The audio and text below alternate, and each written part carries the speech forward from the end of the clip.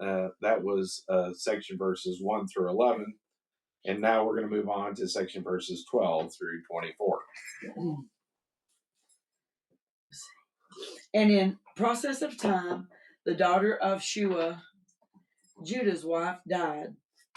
And Judah was comforted and went up into his sheep shearers to Timnath, he and his friend Hirah the Adullamite. And it was told Tamar, saying, Behold, thy father-in-law goeth up to Timnath to shear sheep. Genesis 38, 12 and 13. Now, apparently, this deal that Judah had, which concerned seeing a Adullamite by the name of Hirah, was in connection with sheep.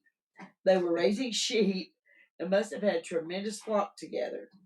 Judas goes up there to shear them. In the meantime, Tamar's been waiting all this while at home. She comes to the conclusion that Judah is not going to give Shelah to her as a husband. So she put her widow's garments off from her, covered her with a veil, and wrapped herself and sat in an open place, which is by the way to Timnath, where she saw Shelah was grown, and she was not given unto him to wife. Genesis 38:14. Which he'd have been way younger than her, wouldn't he? Well, I mean, like 20 years younger or something. Well, you have to take into consideration back then that they didn't become of marrying age until they got 40. Oh, okay. They had to, whenever they got 20 years old, they would take up a profession, and they would, what is it, where not your journeyman, but you are working underneath somebody. That's journeyman, yeah. Well, no, it's there's another name for it. Oh. But you would learn under somebody a trade, and you would work for 20 years until you had enough money to afford a wife. Because you had to pay the dad. The dowry. The dowry, yeah. And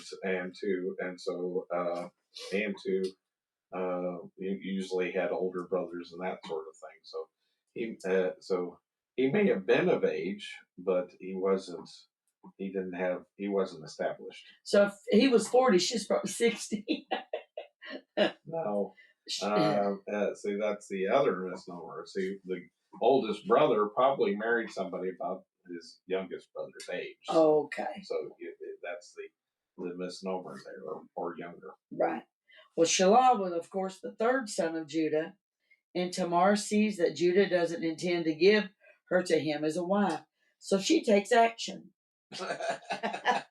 She takes off her widow's clothes and sits by the wayside with her face covered, as was the custom of harlots. I thought their face was uncovered. They were all harlots. Obviously, this is a different set of gods. Okay. Of course, it's probably still this god is the goddess of fertility. Probably, it is the Eastern goddess of fertility. It's the one that you see that has all of the breasts. She's covered with breasts. And Diana, the Western goddess of fertility, was beautiful. And so they veiled probably the ugly goddess. Oh. Well, it said. And they unveiled the beautiful goddess to show off her beauty. And so that's where you got the two, is probably the priest, or we'll go into it a little bit more in depth. It's kind of morbid, the practices that they would have. We won't go into that big a detail, but we'll just kind of skip over the highlights. Well, it just said, who sat by the wayside with her face covered, as was the custom of harlots. I know. So it was all harlots ugly. So you could go either way, Yeah. If somebody has their face covered, you could call them a harlot, or if they have their face uncovered, you could call them a harlot. Exactly. But she was sitting by the way, waiting. So that was kind of like a streetwalker. On the corner or something. Right. As he turned to her. Like in Proverbs chapter, what is that?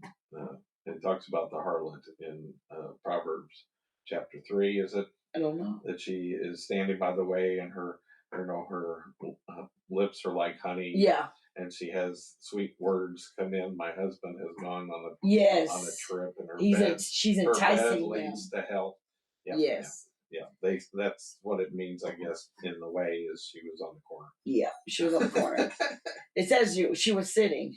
Okay. And he turned unto her by the way and said, Go to, I pray thee, let me come in unto thee. For he knew not that she was his daughter-in-law. And she said, Well, what will thou give me, that thou mayest come in unto me? Genesis 38:16.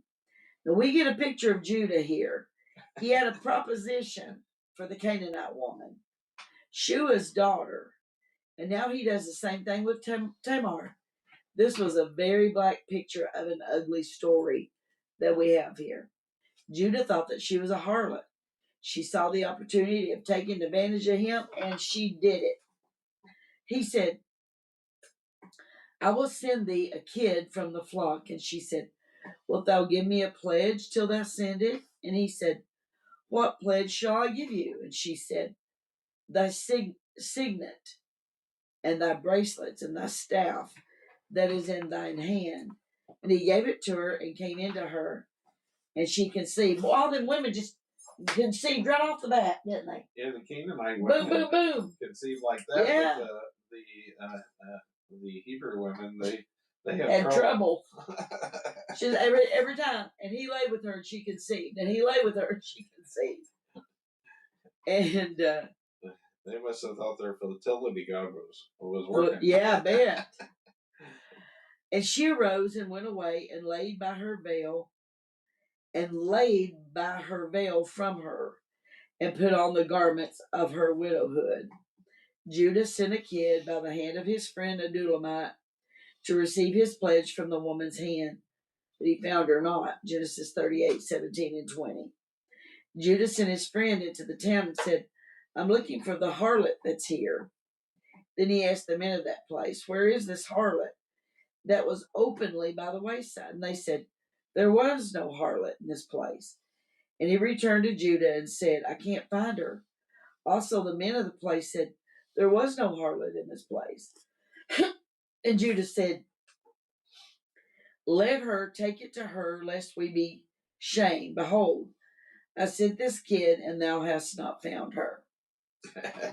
And so that's J. Vernon McGee's commentary on verses 12 through 24. Now let's look at Chuck Smith's commentary on verses 12 through 24. This Keonan died, and is a male young. It's a sad affair. The Canaanite did not convert more influence on the family, and so she has influence on the family and caused kind of havoc. And me and Rob were talking about that.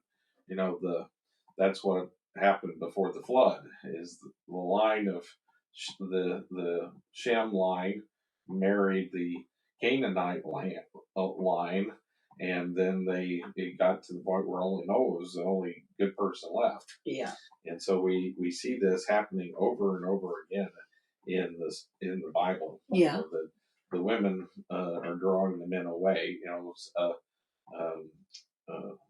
Solomon, his wives drew him away to these false gods, and so we see this time and time again.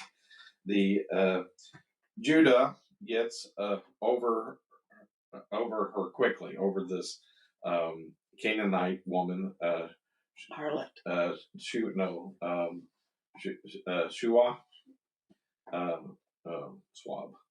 Shuah, Shuah. He gets over her quickly, so she didn't mean much to him. She was a troublemaker, probably.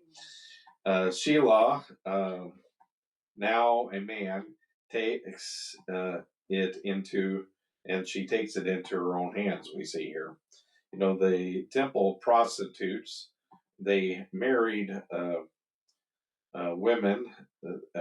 Married women would serve their god this way. the fertility god or goddess, and so married women participated in this too. It wasn't like the Western; it wasn't virgins. It was they would there were a lot of bad things that they did. That's why they need to stay away from the Canaanites. She may have wanted to catch Shelah, the business of a pledge, a ring in a marriage. Uh,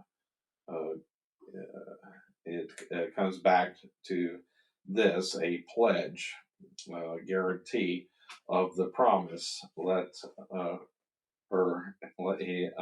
let her have it. And so I didn't remember hearing when you were reading it. I was listening for it, or that he gave her her ring. I guess that's the signet. Signet, yeah. Was his ring. He gave her the signet and staff. And so it becomes a covenant there. Now, my understanding was that Chuck Smith has that commentary, but Isaac put a ring on Rebecca's finger, I thought, and so that's where I thought the ring came from. But this is the first example of it being a covenant. Right, like our rings, right, that we give each other. So that it's that would be kind of bad that it's based upon making a covenant with a prostitute. Right. But that concludes section.